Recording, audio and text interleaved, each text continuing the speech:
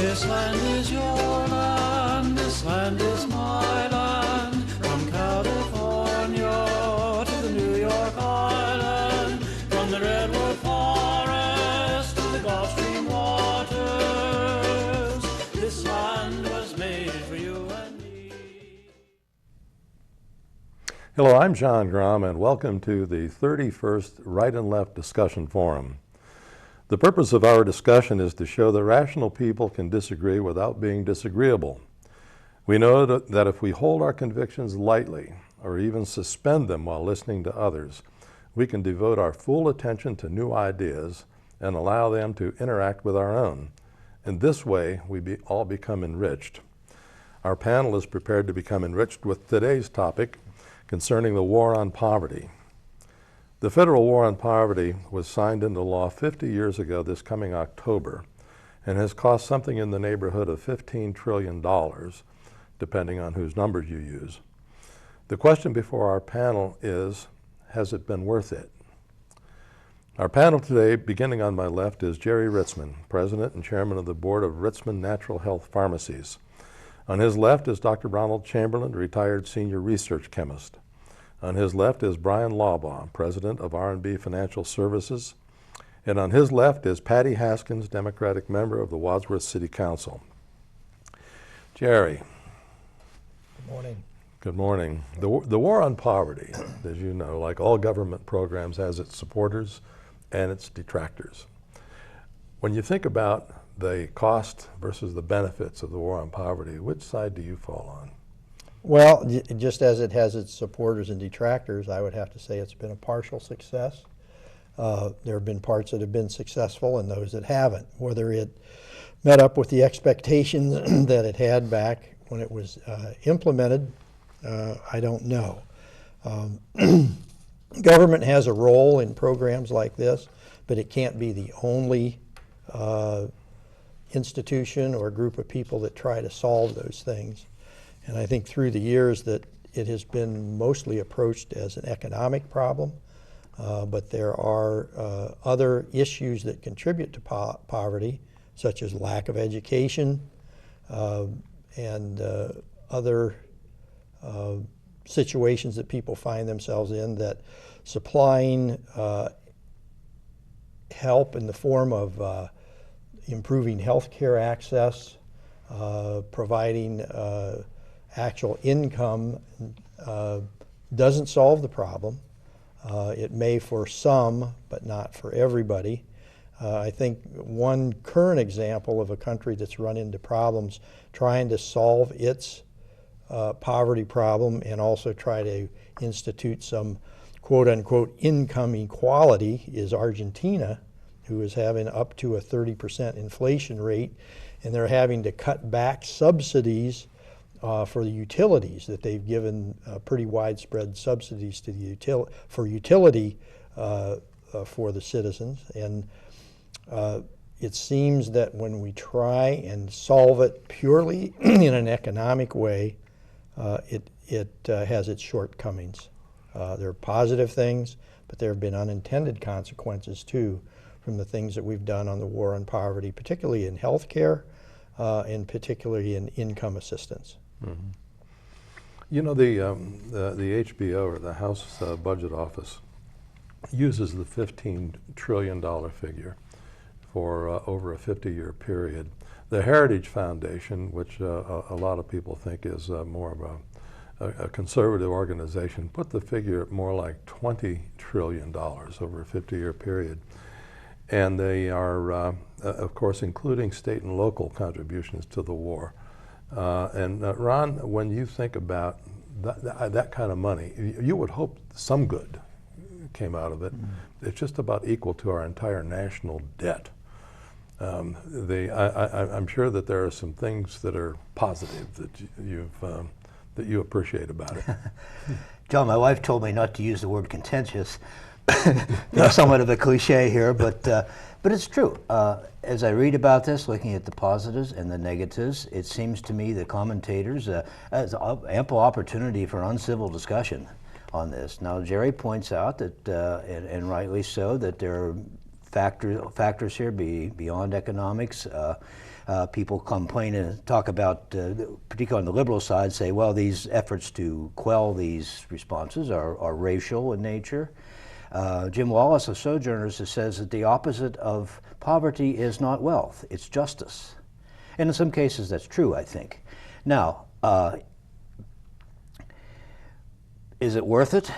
Yeah, there have been positive things. Head Start, for example, there's some evidence at least that children who are brought up with a Head Start program go on to, if they have better nutrition, they have better early education, their rates of high school dropout is less, their opportunities for economic employment and for further education is greater. Those things are positives. It's hard for me to think cost-benefit analysis when we're talking about benefiting human beings. And that's my liberal slant, I think.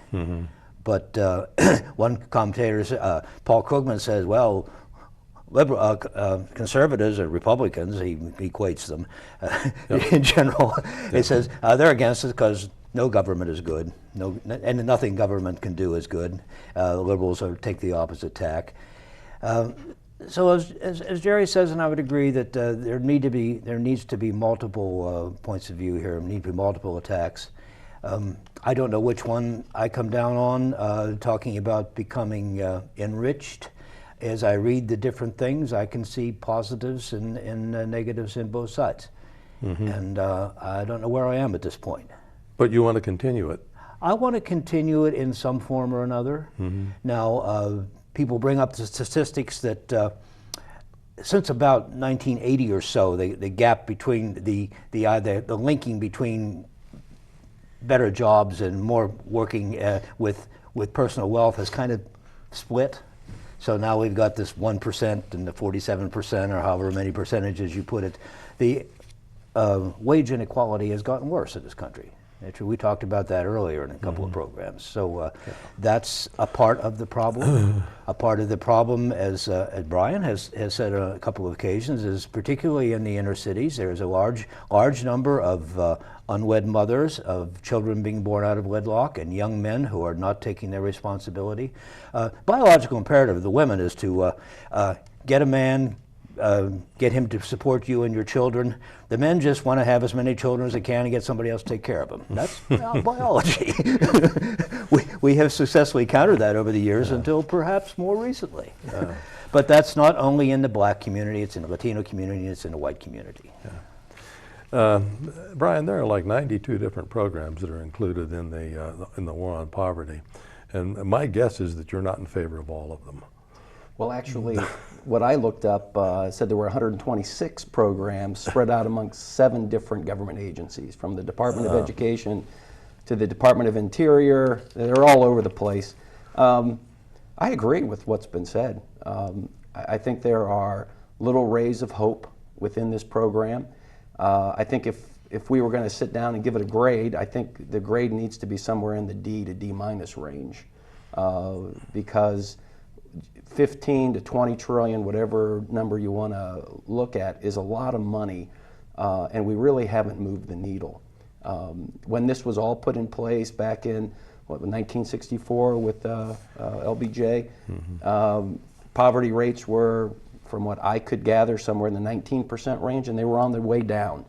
Right now, most conservative statistics say it's somewhere in the 15% range.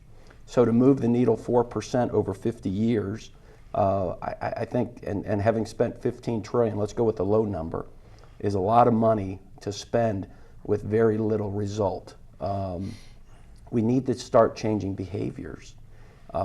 We need to take a look at situations where welfare doesn't pay. I pulled some statistics from the Department of Health and Human Services, Department of Commerce, the Cato Institute. Obviously, we'll throw the Cato Institute out because they're a little more conservative.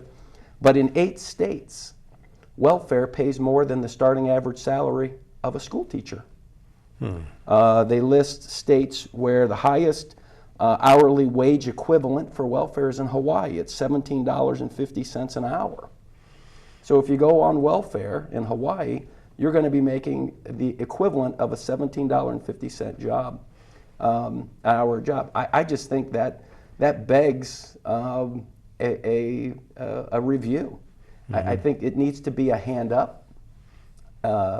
It needs to be a program that's managed much more locally if we're going to really solve the issue. I think that there are organizations that do a lot better job. I think of the Salvation Army.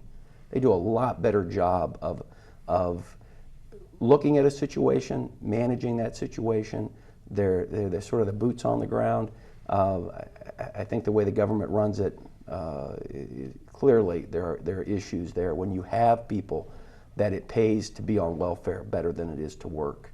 So I think just with some of those types of things, I really can't say that it's we'd give it any more than a D as far as really changing behavior and helping people move past that. We've created another class of people, and it's the welfare class. And I don't think that that's what the folks back in 1964 ever imagined. I think this is one of those unintended consequences that Jerry talked about. Yeah, when you listen to the LBJ State of the Union in 1964, it was going to be the end of poverty. But Patty, you can put your school teacher hat on for a moment and give it a grade. Well, it's nice to know that Bryan agrees that teachers' salaries should be raised so that they are above the No, he was welfare talking level. about the other one being lowered. But That's Patty. Yeah, I'm sorry. I just couldn't let that one go. Interesting, one thing that has not come up is that the War on Poverty did, as you said, had all these programs. One of the major ones was Social Security. It was established in 1964 as part of that War on Poverty. Medicare. And Medicare and Social Medicaid. Security was in the 30s. That was Yeah. Was it Social in the Security 30s? was in the 30s. Yeah, but it was Medicare was included as part of Medicare it. and Medicaid, which, and I don't see too many seniors saying, I want my Medicare cut. And there were millions that were brought out of the poverty level because of that.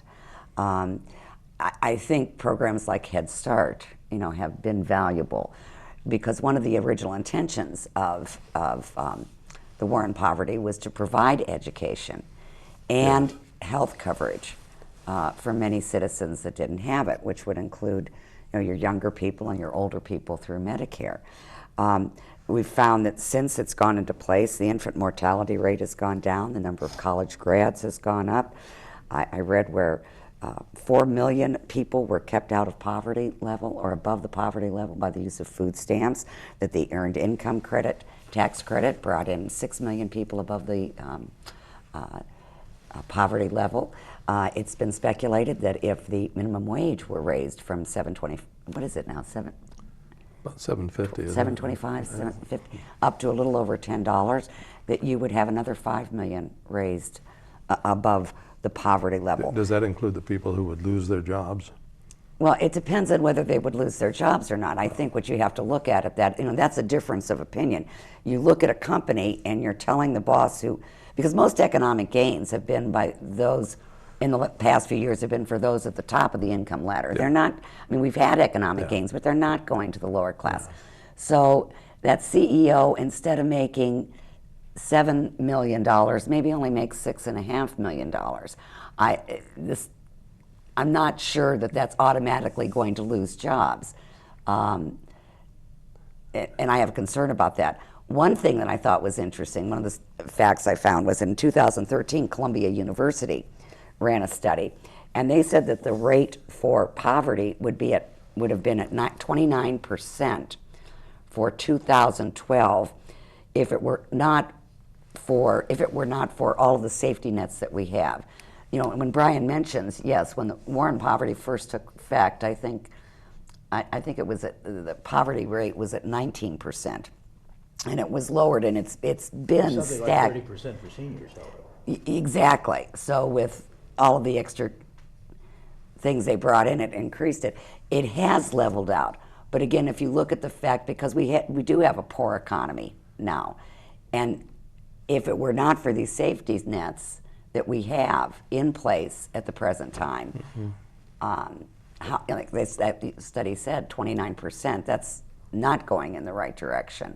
So just because something is working and we haven't seen more improvement doesn't mean you can kind of pull the plug. Now, are there, in some of these programs, are there changes that need to be made? Absolutely. I mean, there's fraud and corruption that we've all heard about in the welfare system, in the food stamp system.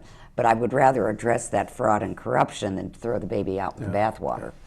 And Bryan, you mentioned too, and you're absolutely right. There are many cases where the starting salaries for the average job is less than what you can make on welfare. But that's not necessarily a welfare problem, that's an overall economic problem. And many people have pointed out that what we need to do is improve the economy. Oh, and I agree, and I think that's the fundamental difference with the way people are, the way people think on the outside of Washington. We're so focused, not we, but the current administration is so focused on the redistribution of wealth that they've lost the whole picture of growth. Just what Ron said. If we grow the pie, it's been proven that more companies hire more people. You can't go in, as we talked before, making $85,000 a year. It's just not possible. If there were programs out there that provided the training and the skills for these people to come off of welfare, and I look at this as sort of like a power-assisted break, you know, where they're doing everything they can, they have a job, maybe that job only pays $7 an hour. The program makes up the difference and moves them off of the rolls, moves them off of the welfare rolls. Is that such a novel idea that people actually will get off of welfare? And we have now generations of people that have been on welfare because they know how to work the system. And they're making welfare work for them. So I'm all for the programs that create safety nets for older people, that create Head Start programs, education, healthcare, but there needs to be a point where we move that person off of the welfare rolls. And it needs to be a joint effort between private and the public sector. And we're just not seeing that because I think in the public sector, the answer has been to throw more money at it. And we're not getting the change in behaviors that people need. There's a great book, if anyone wants to read it, it's called Bridges Out of Poverty. And it's a program that a lot of churches and a lot of public, charitable organizations are bringing people in to teach people these particular skills to move them off of the welfare rolls. And I think that's the goal. Let me ask this. When Patty mentioned people who have been elevated out of poverty, when somebody is below the poverty line, say they have an income, I don't know what the poverty level, what is it? I don't know exactly. But let's just say it's $15,000 a year, and that's what somebody is earning, and they're below the poverty line.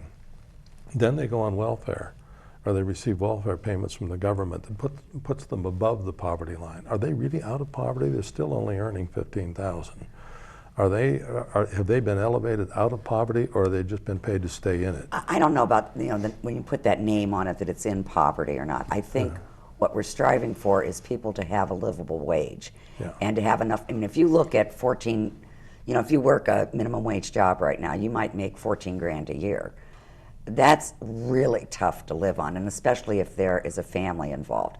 So I think when you're saying whether you call it poverty or still in poverty or not, the subsidies that they receive are subsidies that allow them, to put food on the table, to have a decent home to live in, to put clothing on their children, and so forth. I'm not so sure that I wouldn't get stuck on the name, I don't think. I'm really wondering if, to what extent increasing minimum wage would really help people get out of poverty when more than 2/3 of the people who would be impacted by minimum wage are not below the poverty line. These are second incomes and teenage jobs and so forth. The minimum wage doesn't really impact more than about 1/3.